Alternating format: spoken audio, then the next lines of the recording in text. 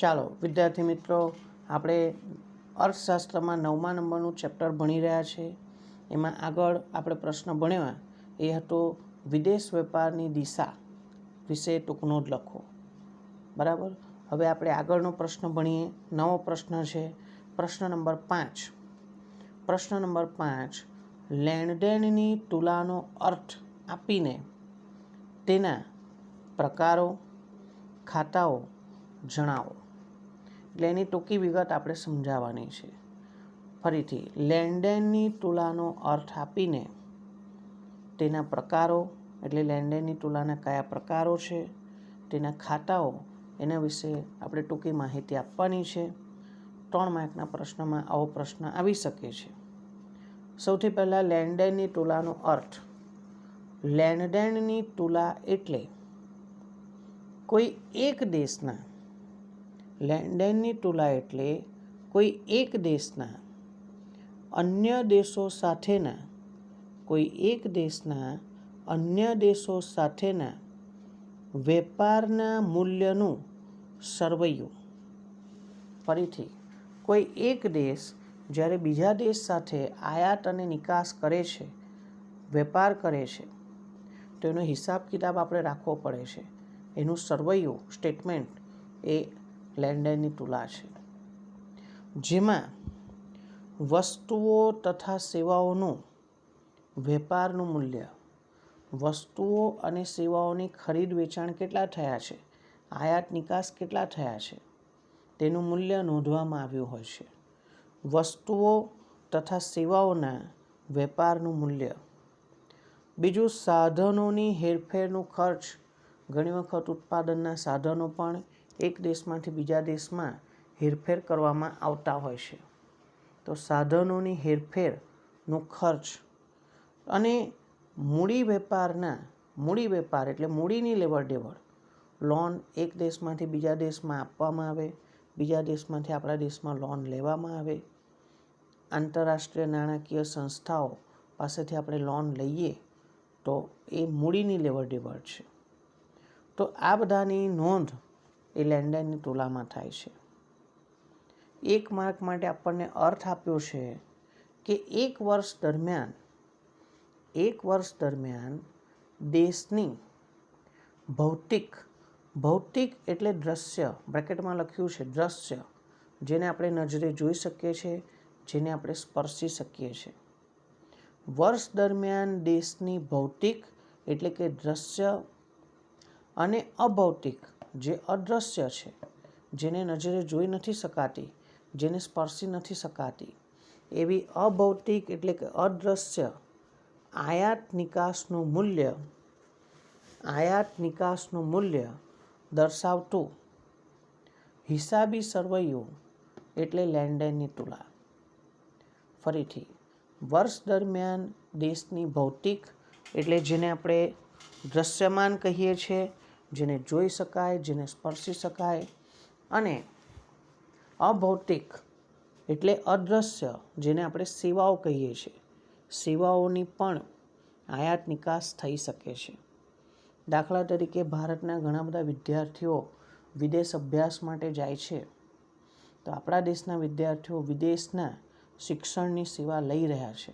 આપણે એ શિક્ષણની સેવાની આયાત કરી કહેવાય. પણ જો વિદેશી વિદ્યાર્થીઓ ભારતમાં ભણવા માટે આવે, અહીં આપણા વડોદરામાં MS યુનિવર્સિટીમાં, પારુલ યુનિવર્સિટીમાં ઘણા વિદેશી વિદ્યાર્થીઓ અભ્યાસ કરવા આવે છે, તો એ લોકોએ આપણા દેશમાં શિક્ષણની ફી ભરવી પડે. તો એ આપણા દેશની નિકાસ છે, સેવાની નિકાસ. ઘણી વખત સારવાર માટે વિદેશ જવું પડતું હોય છે. ઘણી વખત વિદેશ યાત્રા કરવા માટે, ફોરેન ટૂર કરવા માટે ભારતના નાગરિકો વિદેશમાં જતા હોય છે. તો ત્યાં વાહન વ્યવહાર, સંદેશા વ્યવહાર, એ બધા પાછળ, હોટેલમાં રહેવાનું, એ બધા પાછળ ખર્ચ કરે છે. તો આપણે વિદેશથી સેવાઓની આયાત કરી કહેવાય.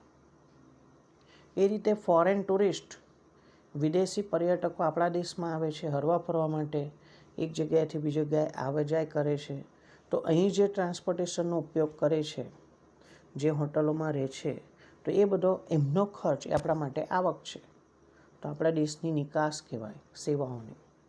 તો આવી ભૌતિક એટલે કે દ્રશ્ય અને અભૌતિક એટલે અદૃશ્ય સેવાઓના આયાત નિકાસનું મૂલ્ય દર્શાવતું સરવૈયું જે લેન્ડેનની તુલા છે. એના પછી આપણને આપ્યું છે લેન્ડેનની તુલાની બે બાજુઓ હોય છે. લેન્ડેનની તુલામાં બે બાજુઓ હોય છે. કઈ બાજુ છે? નંબર 1 જમા બાજુ. જમા બાજુ વિદેશો પાસેથી દેશને થતી આવકો નોંધવામાં આવે છે. જમા એટલે આવક, આવે તો આવક જમા થાય, અને જાય તો આમ તો જાય તો એટલે ખર્ચ કહેવાય. જાવક બાજુ, જાવક એટલે ઉધાર બાજુ. જમા બાજુ એટલે વિદેશો પાસેથી આપણા દેશને થતી આવકો નોંધવામાં આવે છે. ધારો કે ભારતમાંથી ખેત પેદાશોની નિકાસ કરવામાં આવી તો વિદેશી ચલણ આપણા દેશમાં આવશે. પેમેન્ટ આપણાને લેવાનું છે, આપણા માટે આવક છે. વિદેશી વિદ્યાર્થીઓ ભારતમાં ભણવા આવે છે તો એ લોકો ફીસ ભરશે, એ આપણી આવક છે. વિદેશી પર્યટકો ભારતમાં આવે છે, એ લોકો હોટલમાં રહે છે, હોટલનું બિલ ચૂકવે છે, વાહન વ્યવહારનો ઉપયોગ કરે છે, આ એમનું પેમેન્ટ આપણી આવક છે. જમા બાજુ નોંધાય.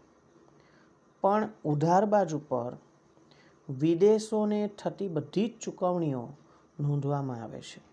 આપણે વિદેશોને વસ્તુઓની ખરીદી માટે પૈસા ચૂકવીએ છીએ. ઘણી વખત આપણે વિદેશી સેવાઓ મેળવીએ. આપણા દેશના વિદ્યાર્થીઓ અમેરિકા, કેનેડા વગેરેમાં ભણવા જાય છે, ઉચ્ચ અભ્યાસ માટે જાય છે, તો ત્યાંની કોલેજની ફી આપણી જાવક છે.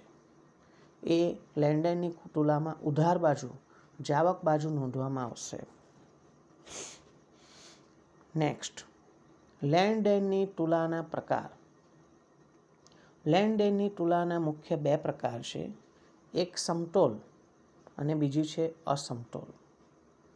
સમતોલ લેન્ડેનની તુલા એટલે શું?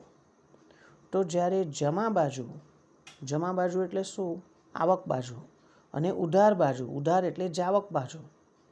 આવક બાજુ અને જાવક બાજુ બંને બાજુનો સરવાળો સરખો હોવો જોઈએ. જેટલી આપણે કમાણી કરી એટલી જ ચૂકવણી કરીએ છીએ. આવક, જાવક, જમા, ઉધાર બંને બાજુનો સરવાળો કેવો છે? સરખો છે. પણ અસમતોલ લેન્ડેનની તુલા એટલે શું? તો જ્યારે જમા બાજુ અને ઉધાર બાજુનો સરવાળો સરખો હોતો નથી. જ્યારે જમા બાજુ અને ઉધાર બાજુનો સરવાળો સરખો હોતો નથી તો તેને અસમતોલ લેન્ડેનની તુલા કહે છે. હવે એમાં પાછા 2 પોઈન્ટ છે. એક છે પુરાંતવાળી તુલા. પુરાંત, સરપ્લસ એને અંગ્રેજીમાં કહેવાય. એટલે શું? પૈસા વધે. ક્યારે પૈસા વધશે? જ્યારે વિદેશોમાંથી કમાણી વધારે થાય અને ચૂકવણી ઓછી હોય. આપણે ધારો કે વિદેશોમાં નિકાસ કરીને $120 કરોડ કમાયા, પણ એમાંથી આપણે ચૂકવણી પેટે ફક્ત $100 કરોડ ચૂકવ્યા, તો $20 કરોડ આપણને પૈસા વધ્યા, સરપ્લસ કહેવાય, ફાયદો થયો. પુરાંતવાળી લેન્ડેનની તુલા કહેવાય. જ્યારે જમા બાજુનો સરવાળો, આવક બાજુનો સરવાળો ઉધાર બાજુ એટલે કે જાવક બાજુ કરતાં વધારે હોય તો એને પુરાંતવાળી તુલા કહેવાય છે. પૈસા વધ્યા કહેવાય, પુરાંત, સરપ્લસ. અને બીજો પ્રકાર છે ખાધવાળી. ખાધવાળી તુલા એટલે શું? ડેફિસિટ, પૈસા ખૂટવા, ખાધવાળી તુલા. જ્યારે ઉધાર બાજુનો સરવાળો વધારે હોય, જાવક બાજુનો સરવાળો વધારે છે કોના કરતાં? જમા બાજુ કરતાં, તો એને ખાધવાળી તુલા તરીકે ઓળખવામાં આવે છે. આમ લેન્ડેનની તુલાના 2 પ્રકાર. કયા? એક સમતોલ, બીજી અસમતોલ. પણ અસમતોલ લેન્ડેનની તુલામાં જ્યારે જમા અને ઉધાર બાજુનો સરવાળો સરખો નથી થતો તો એના 2 પ્રકાર પડે. એક પુરાંતવાળી તુલા, સરપ્લસ, અને બીજી છે ડેફિસિટ, પૈસા ખૂટવા. પૈસા ક્યારે ખૂટે? જ્યારે આપણી જાવકો વધારે હોય, પેમેન્ટ વધારે હોય અને આવક ઓછા હોય તો પૈસા ખૂટી જાય. એને ખાધવાળી તુલા કહેવાય. લેન્ડેનની તુલાના ખાતાઓની સમજૂતી. લેન્ડેનની તુલામાં 2 ખાતાઓ હોય છે. એક છે ચાલુ ખાતું અને બીજું છે મૂડી ખાતું. લેન્ડેનની તુલામાં બે ખાતાઓ હોય છે, એક ચાલુ ખાતું અને બીજું છે મૂડી ખાતું. એમાં ચાલુ ખાતામાં નીચેની બાબતો માટે જમા અને ઉધાર રકમો નોંધવામાં આવે છે. ચાલુ ખાતામાં નીચેની બાબતો માટે જમા અને ઉધાર એમ બાબતો નોંધવામાં આવે છે.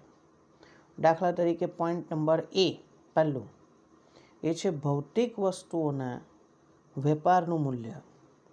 ભૌતિક વસ્તુઓના વેપારનું મૂલ્ય. ભૌતિક વસ્તુઓની નિકાસ કમાણી. ભૌતિક વસ્તુ કોને કહેવાય? જેને આપણે નજરે જોઈ શકીએ છીએ, જેને આપણે સ્પર્શી શકીએ છીએ, એ ભૌતિક વસ્તુઓ છે. ભૌતિક વસ્તુઓની નિકાસ કમાણી કઈ લખવાની? આવક બાજુ એટલે જમા બાજુ. અને ભૌતિક વસ્તુની આયાતો પાછળનો ખર્ચ. આપણે બહારના દેશમાંથી ભૌતિક વસ્તુ મંગાવીએ તો એને પૈસા ચૂકવવા પડશે. એ ક્યાં બતાવવાના? ઉધાર બાજુ, જાવક બાજુ બતાવો. ભૌતિક વસ્તુઓની આયાતો પાછળનો ખર્ચ ઉધાર બાજુ નોંધવામાં આવે છે. નિકાસ કમાણી જમા બાજુ, આયાતો પાછળનો ખર્ચ ઉધાર બાજુ નોંધવામાં આવે છે. આ વિભાગના સરવાળાને વેપાર તુલા કહેવાય છે. શું કહેવાય છે? વેપાર તુલા. જેમાં માત્ર ભૌતિક ચીજ વસ્તુઓની આયાત નિકાસનું મૂલ્ય દર્શાવવામાં આવે છે. બીજું છે અભૌતિક સેવાઓનો નિકાસ કે આયાતથી થતી આવક જાવકની નોંધ કરવામાં આવે છે. જે અભૌતિક સેવાઓ છે, વાહન વ્યવહાર, સંદેશા વ્યવહાર, બેંક, વીમો, બરાબર, શિક્ષણ, સ્વાસ્થ્ય, આ બધી સેવાઓ છે જે કેવી છે? અભૌતિક છે. તો અભૌતિક સેવાઓના નિકાસ કે આયાતથી થતી આવક અને જાવકની નોંધ એ પણ આ ચાલુ ખાતામાં કરવામાં આવે છે. છેલ્લો પોઈન્ટ છે મૂડી ખાતું. આ ખાતામાં એક દેશના અન્ય દેશો સાથેના મૂડી વ્યવહારોનું મૂલ્ય નોંધવામાં આવે છે. એક દેશના અન્ય દેશો સાથેના મૂડી વ્યવહારો, કેપિટલ ટ્રાન્ઝેક્શન્સ, એનું મૂલ્ય અહીં નોંધવામાં આવે છે. દાખલા તરીકે બોન્ડ ખરીદવા, શેર ખરીદવા, સોનું ખરીદવું, મૂડીરોકાણ કરવું. મૂડી પ્રકારનું ધિરાણ મૂડી પ્રકારનું ધિરાણ એટલે એવું ધિરાણ જે 12 મહિના કરતાં વધારે લાંબા સમય માટેનું છે. એને મૂડી પ્રકારનું ધિરાણ કહેવાય. અને સ્થાયી મૂડીરોકાણ. સ્થાયી એટલે સ્થિર, ફિક્સ્ડ ઇન્વેસ્ટમેન્ટ. ઘણા વર્ષો સુધીને આ રકમ તમને પાછી નહીં મળે. કારખાનાનું મકાન ખરીદેલું છે, યંત્રો ખરીદેલા છે, તો એમાં રોકાણ કર્યું છે, એનો લાભ તમને ઘણા વર્ષો સુધી મળવાનો છે. તો એ વસ્તુ મૂડી ખાતામાં દર્શાવવામાં આવે છે. આમ ઓવરઓલ આપણને લેણદેણની તુલાનો અર્થ આપ્યો છે. લેણદેણની તુલાની બે બાજુઓ હોય છે. કઈ બે બાજુઓ? જમા બાજુ અને ઉધાર બાજુ. લેણદેણની તુલાના બે પ્રકાર છે. સમતોલ એટલે જમા બાજુ અને ઉધાર બાજુનો સરવાળો સરખો થાય. બીજી છે અસમતોલ. અસમતોલમાં જમા બાજુ અને ઉધાર બાજુનો સરવાળો સરખો થતો નથી. એમાં બે પોસિબિલિટી છે. પૂરાંત, પૈસા ક્યારે વધે? જ્યારે જમા બાજુનો સરવાળો વધારે છે ઉધાર બાજુ કરતાં. અને બીજું ખાધવાળી તુલા. ખાધવાળી, પૈસા ક્યારે ખૂટી જાય? જ્યારે ઉધાર બાજુનો સરવાળો વધારે હોય જાવક બાજુ કરતાં. લેણદેણની તુલાના બે ખાતાઓ છે, ચાલુ ખાતું અને મૂડી ખાતું. ચાલુ ખાતામાં ભૌતિક વસ્તુઓની લેવડ દેવડની નોંધ થાય છે, એ વેપાર તુલા છે. અને અભૌતિક સેવાઓ એની પણ લેવડ દેવડ નોંધવામાં આવતી હોય છે. બીજા પ્રશ્નો નેક્સ્ટ ટાઈમ.